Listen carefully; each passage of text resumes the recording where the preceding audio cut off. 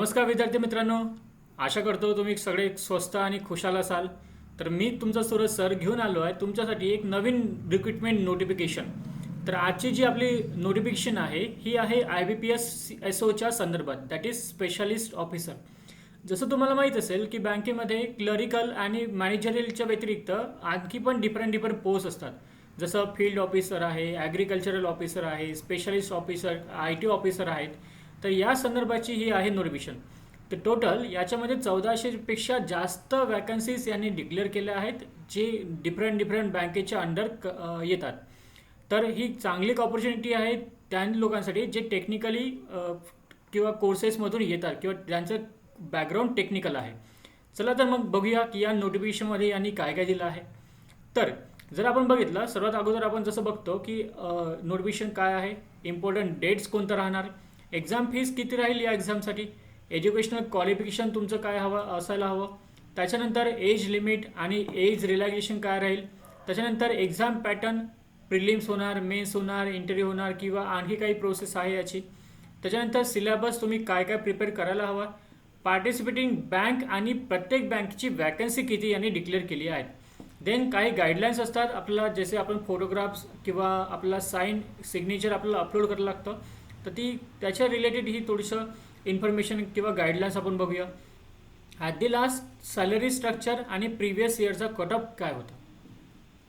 तर IBPS PO 2023 जी recruitment notification आहे ही conducting जी authority आहे ही आहे institute of banking personal selection म्हणजे IBPS. Exam name IBPS SO. Total vacancy जे डिक्लेअर केल्या आहेत हे आहे 1402. पार्टिसिपेटिंग बँक तिथे सर्व नॅशनल बँकेनी पार्टिसिपेट केलं आहे या वॅकन्सीमध्ये. अप्लिकेशन मोड तुमचं ऑनलाईनच राहतं, जसं तुम्हाला माहीत आहे की आपण बँकेचे फॉर्म ऑनलाईन मोडमध्येच भरतो. कॅटेगरी ही बँकेची एक जॉब आहे आणि एक्झाम मोडसुद्धा आपला ऑनलाईनच राहील. त्याच्यानंतर जे सिलेक्शन प्रोसेस याची राहील ती राहील या प्रकारे. सर्वात अगोदर तुमची होणार प्रिलिम्स.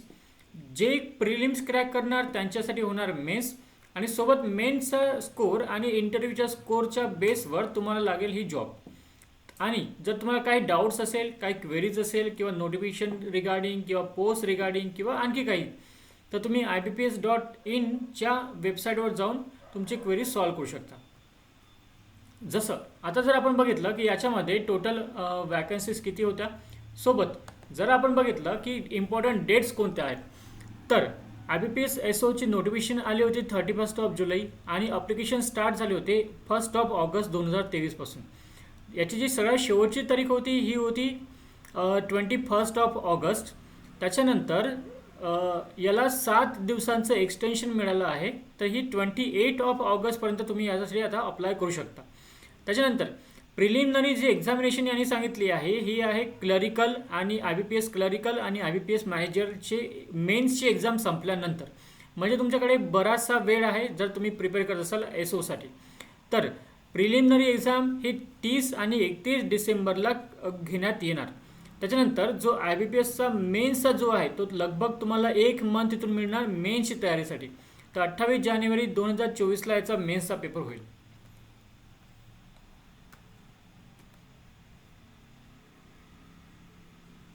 त्याच्यानंतर जर आपण बघितलं की ॲप्लिकेशन फीस काय आहे, तर याच्यासाठी 850 रुपये राहील EWS, OBC, जनरल कॅटेगरीसाठी. आणि जर तुम्ही SC किंवा ST किंवा PWD कॅन्डिडेट्स असाल तर तुम्हाला 175 रुपीज येथे ॲप्लिकेशन फीज पडणार. त्याच्यानंतर जर आपण बघितलं की पार्टिसिपेटिंग बँक कोणत्या आहेत आणि किती पोस्ट आहेत, तर याच्यामध्ये bank of Baroda, Canara bank, Indian overseas bank, UCO bank, bank of India, central bank of India, union bank of India, bank of Maharashtra, Indian bank, Punjab आणि सिंध बँक. तर जवळपास सर्वच बँकेने याच्यामध्ये पार्टिसिपेट केलं आहे, सर्व नॅशनल बँकेने. याच्यामध्ये पोस्ट जर आपण बघितलं तर सर्वात पहिली पोस्ट जर आपण बघू शकतो ही आहे AFO म्हणजे ॲग्रिकल्चरल फील्ड ऑफिसर, ज्याच्या ज्याच्या 500 वॅकन्सीज यांनी सांगितल्या आहेत. त्याच्यानंतर HR आणि पर्सनलसाठी 31 वॅकन्सीज, IT ऑफिसरसाठी 120 वॅकन्सीज, लॉ ऑफिसरसाठी 10 वॅकन्सीज, मार्केटिंगसाठी 700 वॅकन्सीज आणि राजभाषासाठी 41 वॅकन्सीज. तर अशा सध्या तरी 1402 वॅकन्सीज यांनी डिक्लेअर केलेल्या आहेत. आणि काही दिवसानंतर मे बी पॉसिबल की आणखी हे वॅकन्सीज तुम्हाला वाढवून देऊ शकतात. तर आपण जर बघितलं आता की एज्युकेशनल क्वालिफिकेशन काय असायला हवं, तर IT ऑफिसर स्केल 1ची ही पोस्ट राहील. याच्यासाठी तुमच्याकडे 4 वर्षाचा डिग्री कोर्स असायला हवा. कॉम्प्युटर सायन्स किंवा कॉम्प्युटर इंजिनिअरिंग किंवा इन्फॉर्मेशन टेक्नॉलॉजी किंवा इलेक्ट्रॉनिक्स अँड टेलिकम्युनिकेशनचे विद्यार्थीसुद्धा या परीक्षेसाठी किंवा या पोस्टला अप्लाय करू शकतात. किंवा तुमचं जर पोस्ट ग्रॅज्युएशन असेल इंजिनिअरिंगमध्ये, कॉम्प्युटर किंवा इन्फॉर्मेशन टेक्नॉलॉजी किंवा इलेक्ट्रॉनिक्समध्ये, तरीसुद्धा तुम्ही अप्लाय करू शकता. सोबत जर तुम्ही ग्रॅज्युएट असाल DOEACC B लेवलवर, तरीसुद्धा अप्लाय तुम्ही इथे करू शकता. त्याच्यानंतर जर आपण बघितलं की सेकंड वॅकन्सी जी आपली आहे ॲग्रिकल्चरल फील्ड ऑफिसर, ही सुद्धा स्केल 1ची पोस्ट राहील. तर यामध्ये तुम्हाला 4 इयरचा डिग्री कोर्स असायला हवा.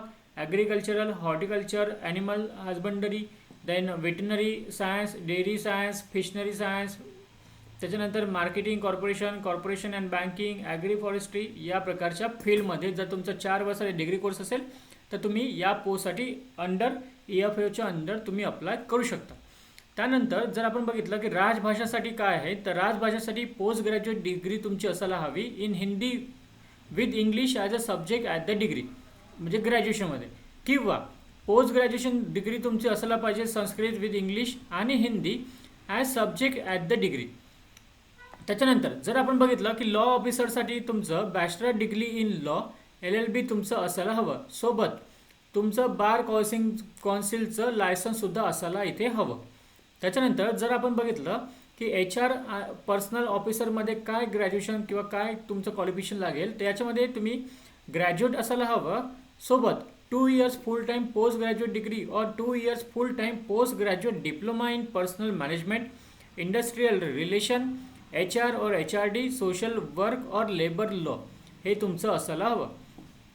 सर्वात शेवटी जी मार्केटिंगची जी पोस्ट आहे, यामध्ये तुम्हाला graduate with 2 years full time MMS marketing किंवा 2 इयर्स फुल टाईम MBA मार्केटिंग किंवा 2 इयर्स फुल टाईम PGDBAचा तुमचा डिप्लोमा किंवा PGDMचा तुमचा डिप्लोमा असायला हवा. त्याच्यानंतर जर आपण बघितलं की एज लिमिट किंवा एज रिलॅक्सेशन काय राहील, तर यांनी सांगितलं आहे की the age of the application must range from anywhere between 20 ते 30. म्हणजे तुम्ही जर तुमचं एज किंवा तुमचं वय 20 ते 30मध्ये असेल तर तुम्ही या फॉर्मसोबत अप्लाय करू शकता. जर तुमचं वय 30पेक्षा जास्त असेल आणि जर तुम्ही SC किंवा ST कॅन्डिडेट्स असाल तर तुम्हाला 5 इयरचं रिलॅक्सेशन, OBC कॅन्डिडेटसाठी 3 इयर, PWDसाठी 10 इयर, एक्स सर्व्हिसमॅनसाठी 5 इयर आणि person affected by the 1984 riots याच्यासाठी 5 वर्षाचं एज रिलॅक्सेशन यांनी मेन्शन केलेलं आहे. त्याच्यानंतर जर आपण बघितलं की एक्झाम पॅटर्न याचा कसा असतो, तर सर्वात पहिले होतं तुमचं exam pattern for law officer आणि राजभाषा अधिकारी. तर हा जी स्लाईड तुम्हाला दिसत आहे ही लॉ ऑफिसर आणि राजभाषा अधिकारी संदर्भात आहे. तर यासाठी जो सिलेबस राहील किंवा एक्झामिनेशन पॅटर्न राहील तो या प्रकारे: इंग्लिश लँग्वेजचे 50 क्वेश्चन 25 मार्क्ससाठी, रिजनिंग ॲबिलिटीचे 50 क्वेश्चन 50 मार्क्ससाठी, general awareness with special reference to banking industry 50 question 50 marks. Total तुमचे 150 मार्काचा हा पेपर होणार, 150 क्वेश्चनचा हा पेपर होणार आणि टोटल जो तुम्हाला मार्क्स राहील हे राहील 125. इंग्लिशमध्ये प्रत्येक क्वेश्चनला तुम्हाला हाफ मार्क दिला जाईल आणि प्रत्येक याचा एक सेशनल कट ऑफ आहे, सेशनल टायमर आहे. 40 मिनिट्स प्रत्येक सेशन हा डिवाइड केला जाईल. 120 मिनिटाची म्हणजे 2 तासाची पूर्ण टेस्ट राहील.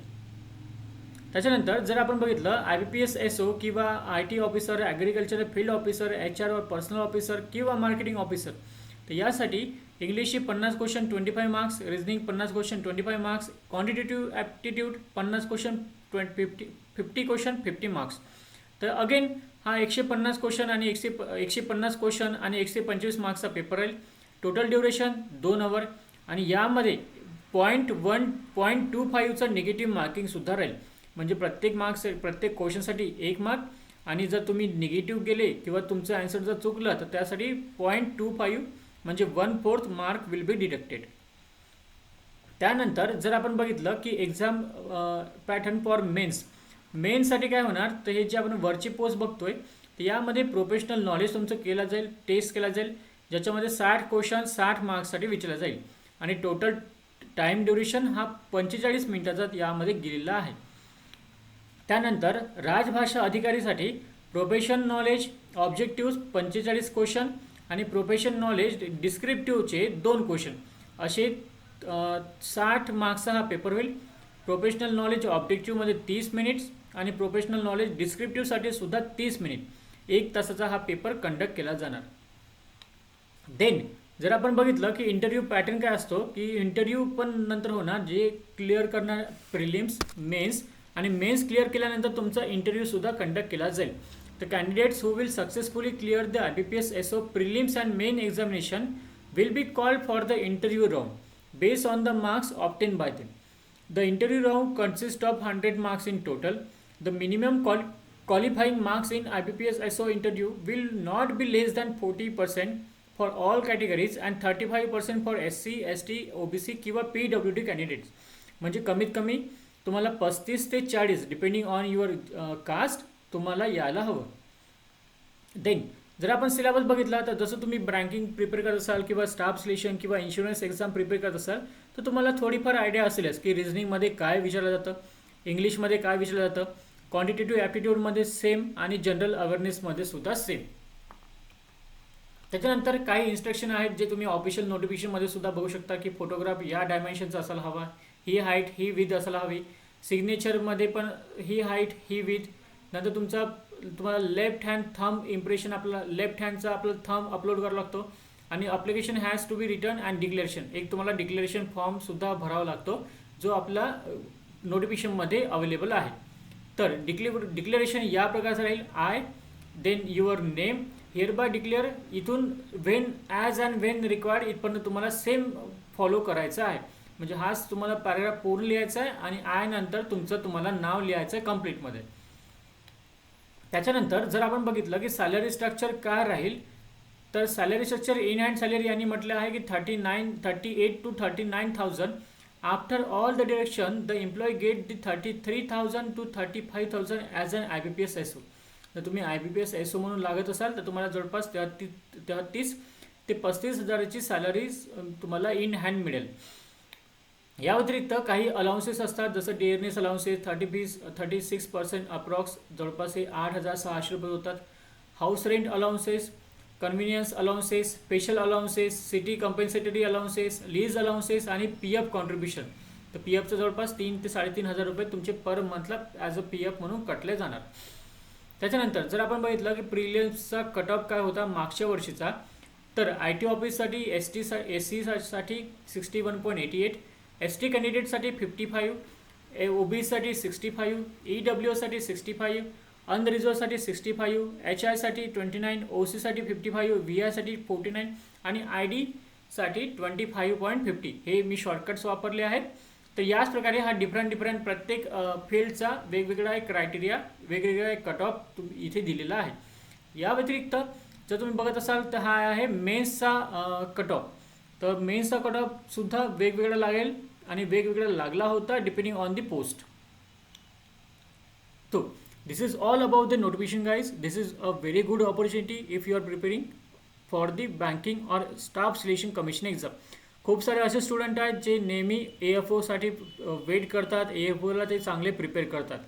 IT ऑफिसरसाठी पण खूप सारे जागा आहेत. जर तुम्ही टेक्निकली साऊंड असाल आणि जर तुमचं ॲप्टिट्यूड वगैरे थोडंसं चांगलं असेल तर तुम्ही टेक्निकलसाठी सुद्धा जाऊ शकता.